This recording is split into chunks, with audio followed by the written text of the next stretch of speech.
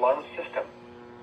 This test is conducted every Wednesday between 11 a.m. and noon local time, unless there is severe weather in the area, in which case the test is postponed until Thursday.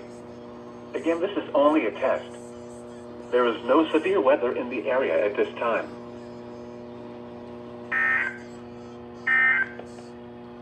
Lily on the camera. Heat advisory KBNL. from 2 p.m. this afternoon to 8 p.m. Central Daylight Time this evening. What? Heat index values up to 115 degrees expected. Where? Zapata, Jim Hog, and Star Okay, bye. Counties